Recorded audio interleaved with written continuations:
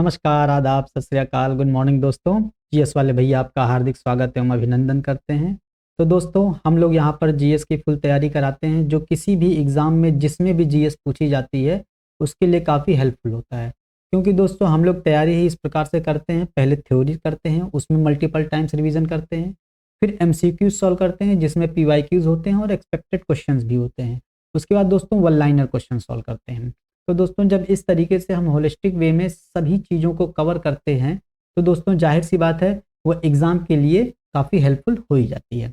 तो दोस्तों हम लोग जीएस में पॉलिटी पढ़ रहे थे और पॉलिटी में हम लोग मूल अधिकारों का चैप्टर पढ़ रहे थे। मूल अधिकारों में हम लोग संवैधानिक उपचारों के अधिकार तक पढ़ लिए थे और उच्च न्यायालय और सर्वोच्च न्यायालय के रिट क्षेत्राधिकारों की तुलना तक भी हम लोग पढ़ लिए थे। अब दोस्तों हम लोग मुख्य चीज़ें पढ़ते हैं जो मूल अधिकारों के अपवाद में आता है। दोस्तों अब हम लोग अपने सेशंस की शुरुआत करते हैं दोस्तों मूल अधिकारों के अपवाद के साथ, मतलब मूल अधिकार कब कब लागू नहीं किए जा सकते हैं। ठीक है दोस्तों, ये देखते हैं। तो दोस्तों सबसे पहली बात हम लोग करते हैं, जब भारत स्वतंत्र हुआ था, भारत जब आज़ाद हुआ था, तो दोस्तों हम लोगों को पता है कि आज़ादी के पहले अंग्रेजों का शासनकाल था। उसमें दोस्तों जमींदारी व्यवस्था थी। तो दोस्तों जमींदारों के पास बहुत बड़ी बड़ी जमीनें हुआ करती थी, बहुत ज़्यादा जमीनें हुआ करती थी। तो दोस्तों हमारे संविधान के अनुच्छेद 38 में ही है, आर्थिक संसाधनों का समावेशी वितरण हो, भौतिक संसाधनों का समावेशी वितरण हो। तो इन सब चीज़ों को सामाजिक, आर्थिक, राजनीतिक न्याय की प्राप्ति हो, प्रस्तावना में लिखा गया है। मूल अधिकारों में लिखा गया है कि व्यक्ति का सर्वांगीण विकास हो। तो दोस्तों इन्हीं सब बातों को देखते हुए सरकार ने संपत्ति के अधिकारों के वितरण के संबंध में समतामूलक वितरण की नीति को अपनाने की कोशिश की और उस संबंध में भूमि सुधारों की शुरुआत हुई। तो भूमि सुधारों से ही संबंधित दोस्तों अनुसूची 9वीं आ जाती है और इसके संबंध में हम लोग पहले भी पढ़ चुके हैं कि मूल संविधान में हमारे केवल 8 अनुसूचियां थीं और 9वीं अनुसूची जोड़ी गई थी पहला संविधान संशोधन 1951 के तहत दोस्तों। तो इस संबंध में अभी हम लोग पढ़ेंगे आगे। स्वतंत्रता उपरांत पर सरकार का पहला कर्तव्य क्या था दोस्तों? भूमि सुधार करना था और उसी के तहत जमींदारी उन्मूलन अधिनियम लाया गया दोस्तों और भूमि सुधार अधिनियम राज्यों के द्वारा लाया गया। क्योंकि दोस्तों हम लोग देखते हैं भूमि राज्य सूची का विषय है, तो विभिन्न राज्यों के द्वारा अलग अलग तरीके से जमींदारी उन्मूलन अधिनियम भी और भूमि सुधार अधिनियम भी लाया गया दोस्तों, ताकि सभी ग्रामीण परिवारों के पास कृषि योग्य भूमि हो, सामाजिक, आर्थिक, राजनीतिक विकास हो, लोगों का सांस्कृतिक विकास हो, उत्पादन को बढ़ाया जा सके, भौतिक संसाधनों का संकेंद्रीकरण ना हो, है कि नहीं दोस्तों। तो इस वजह से ये सारी चीजें लाई गई। परंतु दोस्तों सरकार के द्वारा जब ये भूमि सुधार अधिनियम और जमींदारी उन्मूलन अधिनियम लाया गया तो दोस्तों हमारे संविधान के अनुच्छेद में संपत्ति का अधिकार एक मौलिक अधिकार दिया गया था। क्योंकि अनुच्छेद 19(1)(f) के तहत संपत्ति का अधिकार और अनुच्छेद 31 के तहत संपत्ति का अधिकार क्या था? मौलिक अधिकार था। तो चूंकि दोस्तों मौलिक अधिकार था इसलिए सरकार, संसद उसमें संशोधन नहीं कर सकती थी। तो ये मुद्दा उठा दोस्तों। तो दोस्तों इसके संबंध में क्या था? पहला संविधान संशोधन जो 1951 में हुआ था उसमें 2 अनुच्छेद जोड़े गए दोस्तों। जैसे अनुच्छेद 31 पहले था, अनुच्छेद 31 को संपत्ति के अधिकार से हटा करके विधिक अधिकार में रखा गया। कब? 44वां संविधान संशोधन 1978 के द्वारा दोस्तों। भाग 12 में वित्त, संपत्ति, वाद और संविदाओं में हम लोग ये 5-6 बार पढ़ चुके होंगे अभी तक, जब से हम लोग पॉलिटिक्स शुरू किए हैं दोस्तों। ठीक है, तो अब दोस्तों पहला संविधान संशोधन जो 1951 हुआ था उसमें 2 अनुच्छेद जोड़े गए। ये बहुत इंपॉर्टेंट है, ध्यान देना कि मूल अधिकार कब कब लागू नहीं किए जा सकते। तो उसके तहत 2 अनुच्छेद जोड़े गए, अनुच्छेद 31A और अनुच्छेद 31B। तो अनुच्छेद 31A के तहत क्या लिखा गया? संपत्ति का अनिवार्य अर्जन और अधिग्रहण। अब देखिए, संपत्ति का अधिकार एक मौलिक अधिकार था, लेकिन संविधान संशोधन के माध्यम से, पहला संविधान संशोधन के माध्यम से यह कहा गया कि संपत्ति का अनिवार्य अर्जन किया जा सकता है और उसके अधिग्रहण की बात भी की गई दोस्तों। ठीक है, ये ध्यान देना है।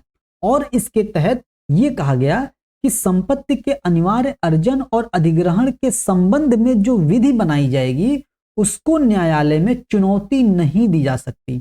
न्यायालय में चुनौती किन आधारों पर नहीं दी जा सकती? कि वो अनुच्छेद 14, अनुच्छेद 19 और अनुच्छेद 31 के उल्लंघन का आधार होगा।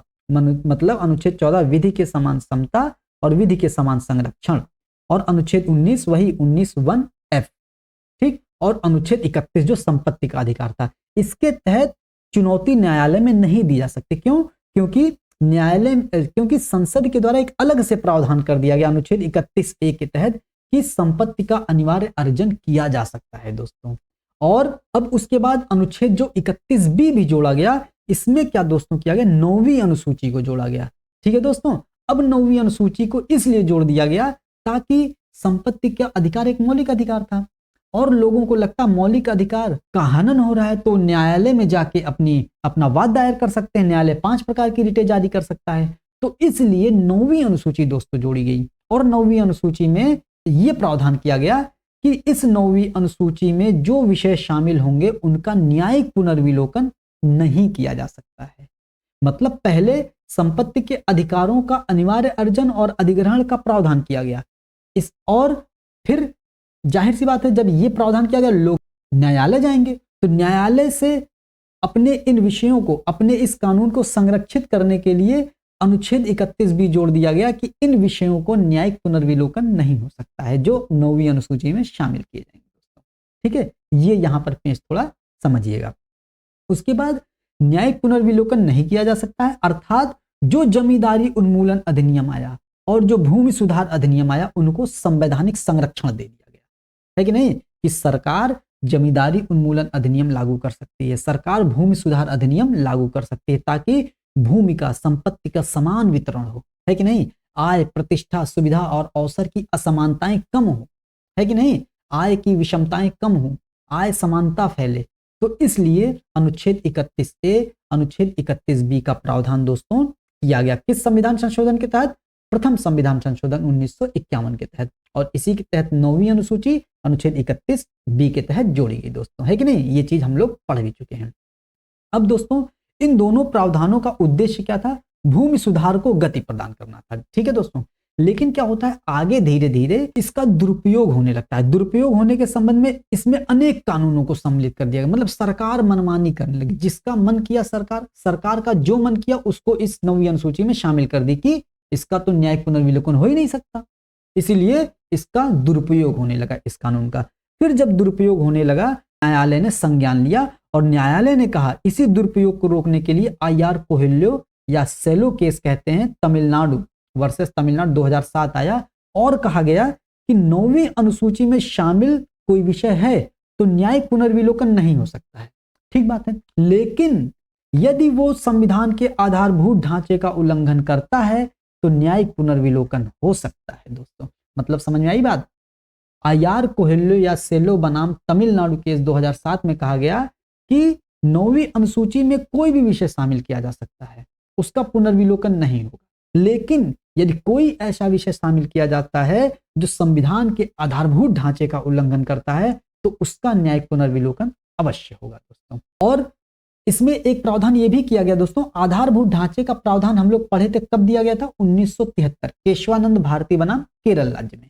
तो इसमें यह प्रावधान किया गया 1973 के बाद से जो कानून 9वीं अनुसूची में शामिल किए जाएंगे उसका न्यायिक पुनर्विलोकन होगा। ठीक है, क्योंकि इसमें कहा गया आधारभूत ढांचे का जो उल्लंघन करेगी, और आधारभूत ढांचे की बात सबसे पहले कब की गई थी, 1973 के केशवानंद भारती बनाम केरल राज्य में। इसीलिए ये डेडलाइन रखा गया कि 1973 के बाद जो कानून बनेगा यदि उसको 9वीं अनुसूची में डाला जाएगा तो उस विषयों का न्यायिक पुनर्विलोकन होगा दोस्तों। तो ये चीज ध्यान देनी हम लोगों को। ठीक है दोस्तों, और IR कोहिल्यो और सेलो केस हम लोगों ने और कब पढ़ा था, जब नार्को टेस्ट या ब्रेन मैपिंग को मना कर दिया गया था। ठीक है दोस्तों, इसके तहत। अब दोस्तों इसके बाद देख लेते हैं हम लोग 25वां संविधान संशोधन 1971 को इंदिरा गांधी की सरकार में किया जाता है, जो इसमें अनुच्छेद 31C जोड़ा गया दोस्तों। तो अनुच्छेद 31C जोड़ा गया 25वां संविधान संशोधन 1971 के माध्यम से।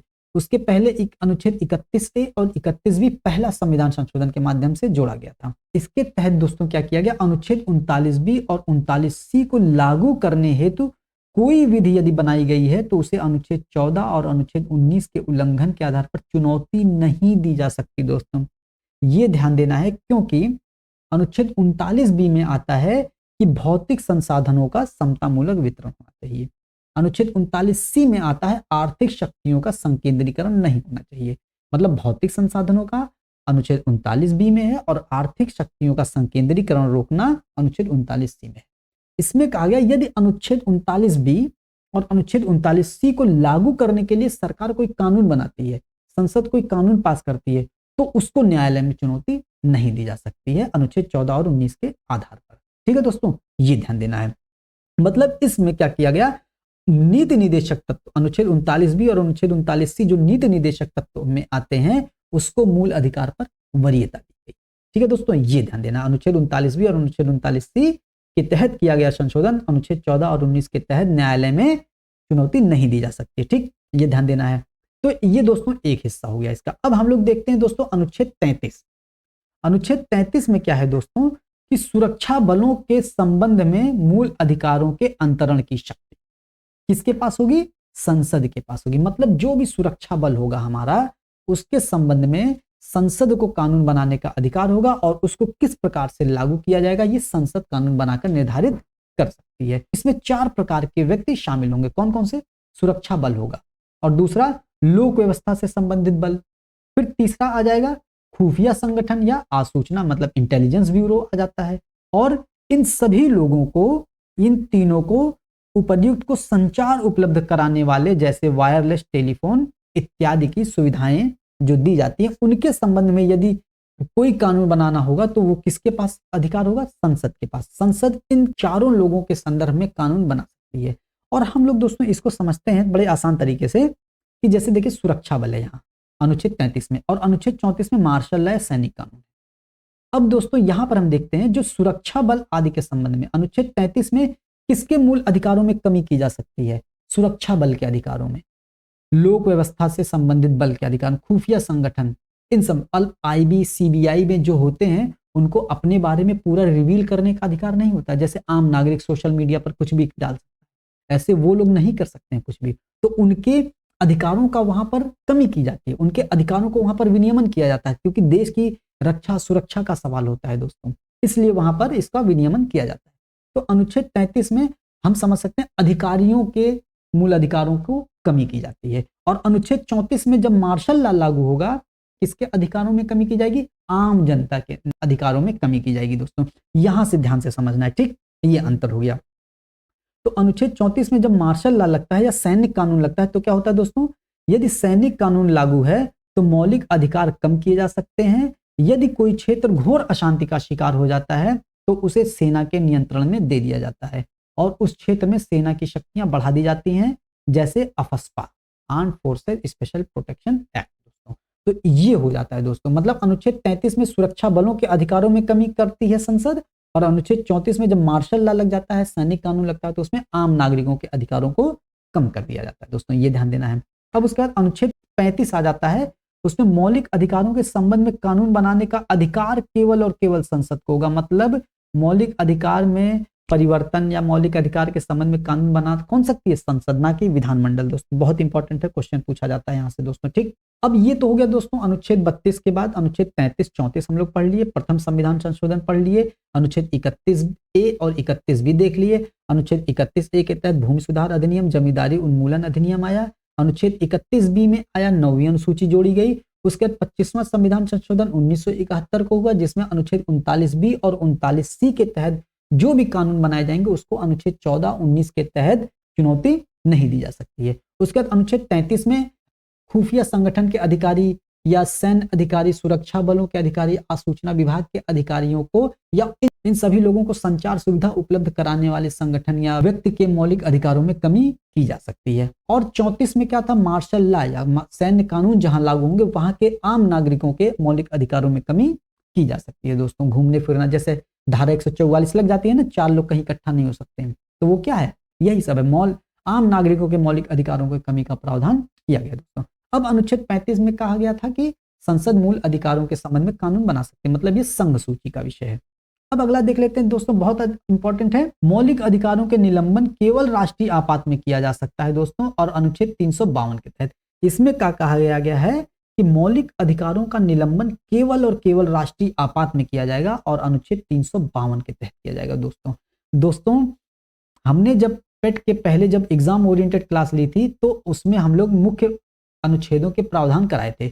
उसमें हमने अनुच्छेद 358 और 359 अलग से क्लास लेके बताई थी।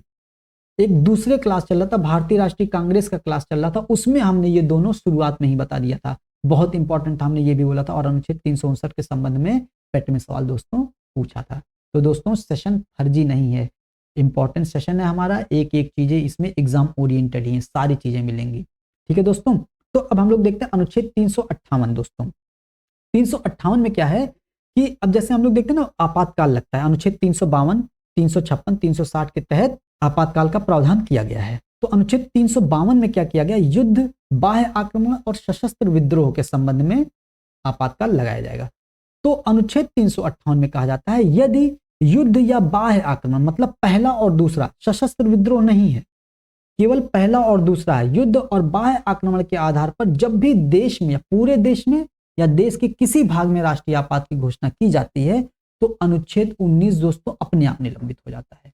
ठीक है, आपको कहीं भी घूमने फिरने की आजादी नहीं मिलेगी, कहीं भी स्वतंत्रता, जो अनुच्छेद 19 1A, 1B, 1C, 1D, 1E, 1G है, ये सबके अधिकारों पर निलंबन हो जाएगा, स्वतः निलंबित हो जाता है। कब, जब दो आधारों पर आपातकाल लगाया जाता है, कब कब, युद्ध और बाह्य आक्रमण के आधार पर। और ये किस अनुच्छेद में बताया गया, अनुच्छेद 358 में बताया गया है कि जब युद्ध और बाह्य आक्रमण के आधार पर आपातकाल लगाया जाएगा या देश के किसी भाग में राष्ट्रीय आपात घोषित किया जाएगा तो अनुच्छेद 19 स्वतः निलंबित हो जाता है दोस्तों। मतलब यदि सशस्त्र विद्रोह के आधार पर आपातकाल लागू है तो 19 का निलंबन नहीं होता है, जाहिर सी बात है, सिंपल हो गया है कि नहीं, अंडरस्टूड हो ही गया ये अपने आप में। अब दोस्तों अगला अनुच्छेद हम देखते हैं 359।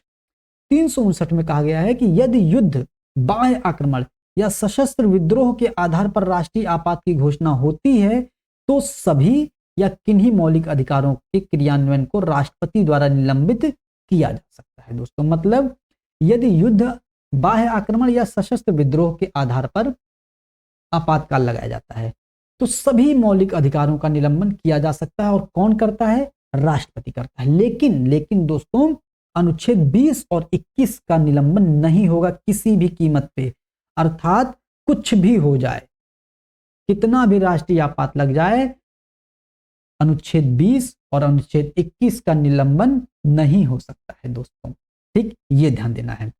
और मौलिक अधिकारों का निलंबन किस क्षेत्र में होगा या कितने समय के लिए होगा, इसको कौन बताता है, राष्ट्रपति आदेश द्वारा इसको पारित करते हैं दोस्तों। और एक बात और ध्यान देना है कि 44वें संविधान संशोधन 1978 के द्वारा अनुच्छेद 20 और 21 का निलंबन नहीं किया जा सकता, ये ध्यान देना। चूंकि दोस्तों जब 1975 में राष्ट्रीय आपातकाल लगाया गया था इंदिरा गांधी की सरकार में तो सभी प्रकार के मौलिक अधिकारों का निलंबन कर दिया गया था। तो उसके बाद 44वां संविधान संशोधन 1978 को मोरारजी देसाई की सरकार में ये कानून बनाया गया, ये संविधान संशोधन पास किया गया कि कुछ भी हो जाए अनुच्छेद 20 और 21 का निलंबन नहीं किया जा सकता है। ठीक है दोस्तों, ये ध्यान देना है। और दोस्तों ये ध्यान देना है यदि सशस्त्र विद्रोह के आधार पर आपातकाल लगाया जाता है तो अनुच्छेद 19 का तो निलंबन होगा ही नहीं, क्योंकि 19 का निलंबन स्वतः कब होता था, जब युद्ध और बाह्य आक्रमण के आधार पर आपातकाल लगाया जाता था। अब लेकिन अगर सशस्त्र विद्रोह के आधार पर आपातकाल लगाया जाता था तो अनुच्छेद 19 का तो निलंबन होगा ही नहीं, क्योंकि सशस्त्र विद्रोह के आधार पर आपातकाल लगाया गया है। और अनुच्छेद 20-21 का निलंबन तो कभी हो ही नहीं सकता। तो इसका मतलब यह है यदि सशस्त्र विद्रोह के आधार पर आपातकाल लगाया जाता है तो अनुच्छेद 19, 20 और 21 का निलंबन हो ही नहीं सकता दोस्तों। ठीक है दोस्तों, तो इस संबंध में हम लोग मूल अधिकारों के अपवादों को पढ़ लिया है हम लोगों ने बहुत अच्छे तरीके से। अगर मूल अधिकारों के अपवाद से संबंधित क्वेश्चन आएगा इससे बाहर नहीं जाएगा दोस्तों। ठीक है, और अगर इससे बाहर जाता है तो सबके लिए बाहर होगा दोस्तों। ठीक है, परेशान होने की जरूरत नहीं है। अगर इससे बाहर जाएगा तो आप लोगों के सिलेक्शन में कोई नकारात्मक प्रभाव नहीं पड़ेगा, क्योंकि वो सबके लिए बाहर होगा। ठीक है दोस्तों, अब दोस्तों इसके बाद सेशन में हम लोग आएंगे प्रश्नोत्तर के साथ। और दोस्तों बहुत इंपॉर्टेंट है, इसमें जो ऑब्जेक्टिव टाइप क्वेश्चंस हैं, वैकल्पिक क्वेश्चंस है 100 क्वेश्चंस हैं, और जो वन लाइनर क्वेश्चन है 64 क्वेश्चन है दोस्तों। जब आप मूल अधिकार से संबंधित 164 क्वेश्चन लगा लेंगे तो सारा का सारा इसमें कवर हो जाएगा। बहुत इंपॉर्टेंट सेशन होने वाला है अगला दोस्तों। तो दोस्तों सेशन जरूर पसंद आया होगा, सेशन को लाइक कीजिए, शेयर कीजिए, सब्सक्राइब कीजिए दोस्तों। मिलते हैं दोस्तों अगले सेशन में। जय हिंद, जय भारत।